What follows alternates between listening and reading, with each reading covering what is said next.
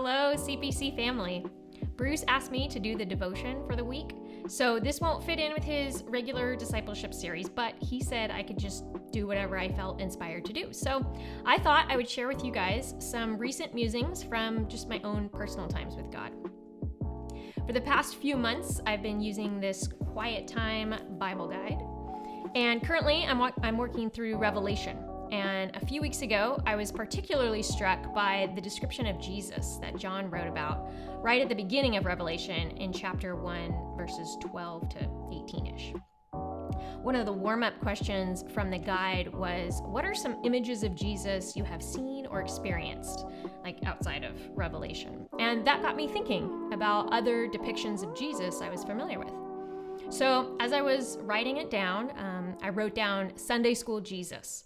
So the long white robes and long blonde or brown hair, blue eyes, the thumbs up, kind of a jolly looking Jesus.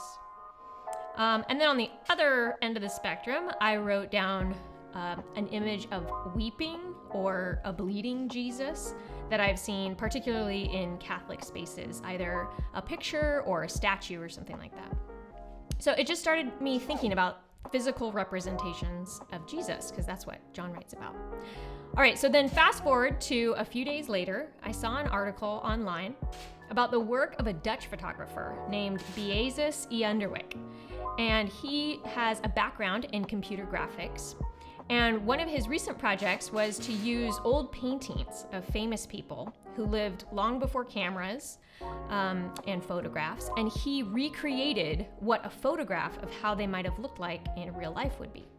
So he did people like Vincent van Gogh, Napoleon. He even recreated certain Egyptian mummies based on the images from their coffins. Anyway, he used his technique to recreate a photograph of what Jesus might have looked like. And I found it very striking. So here it is on the screen. I don't know about you, but that's not usually how I think of Jesus in my head. I was intrigued, and I did some more searching and found another realistic recreation of what Jesus could have looked like. So here's the next one. This one was done by British forensic anthropologist Richard Nave, who worked also with Israeli archaeologists. And he used a method of analyzing the bones and musculature of Galilean Semites using their skulls. And he also included looking at things like diet and nutrition, as well as other information from life in early first century Jerusalem. And with that, he built a 3D digital reconstruction of how Jesus might have looked. So I found all this to be really interesting, and I think that there's a whole other conversation we could have about how it is that a westernized version of Jesus came to be so prominent in our imaginations, even though it's always been known that he's a Middle Eastern man. But I did find out that a lot of it has to do with the Shroud of Turin, the supposed burial clothes of Jesus, which have an imprint of a thin man with long hair. So that influenced a lot of how Europeans painted Jesus. Anyway, all this is to say that I think images matter. They can be powerful in shaping how we conceive of things, and then consequently how we act on those beliefs. Especially in today's culture, images are a very important means of communication. That's why Instagram is so popular, and social media in general. Media online, movies, and video games. We're a very visual culture. And only more and more so is that true. Images are powerful tools, and this is true for the book of Revelation as well.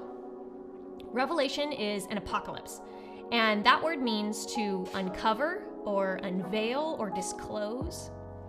In apocalyptic literature, a human receives a revelation about another world or reality from some other worldly being, like an angel or some other messenger. And it uses imagery, visual snapshots, to describe the ways things have been, are, and will be. These images are ways to speak about things figuratively, to hold a fuller understanding of things beyond what we can know. Okay, so Revelation 1:12 to 18, I'm going to read it. And as I do, I want you to think about how it makes you feel, because that is what images are supposed to do. They're supposed to make you feel something.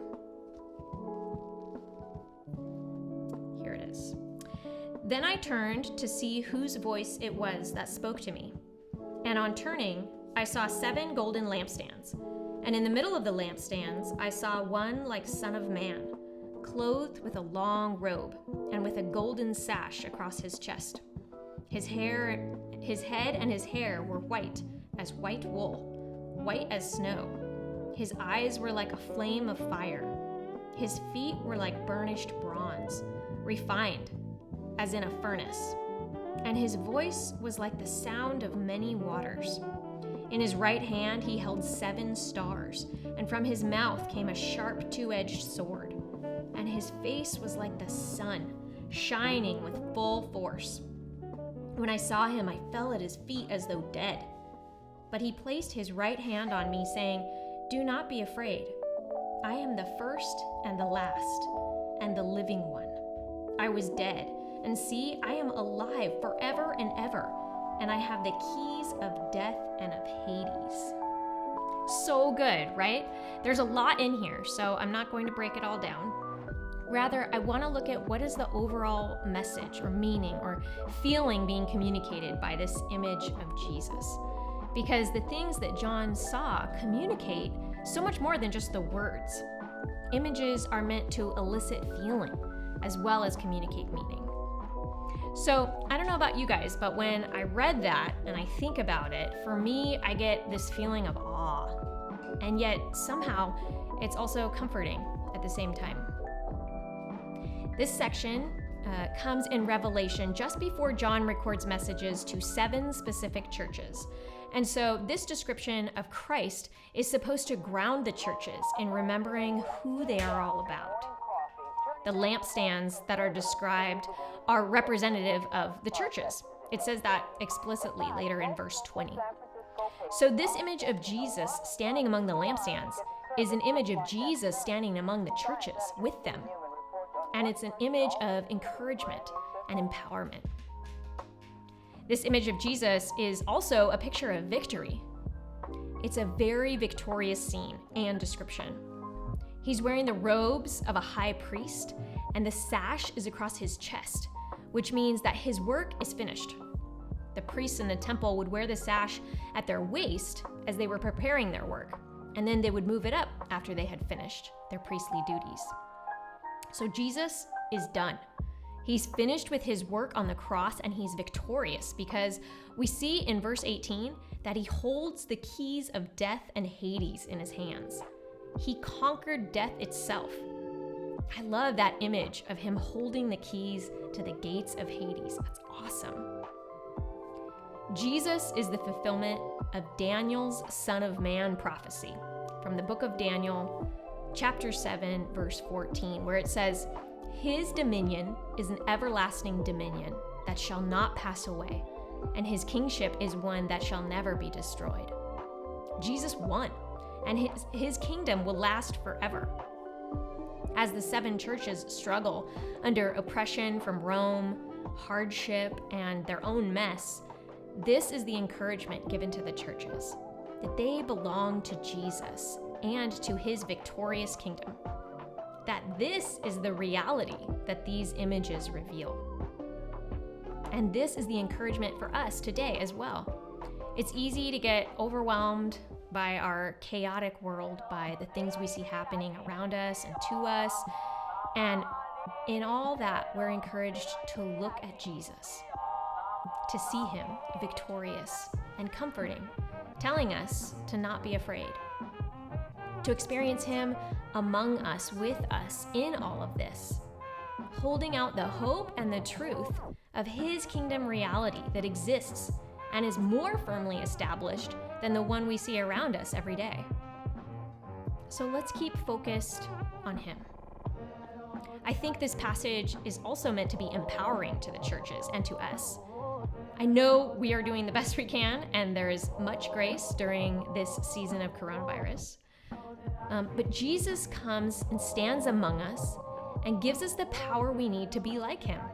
The 7 churches were struggling with a lot of things, and we struggle too.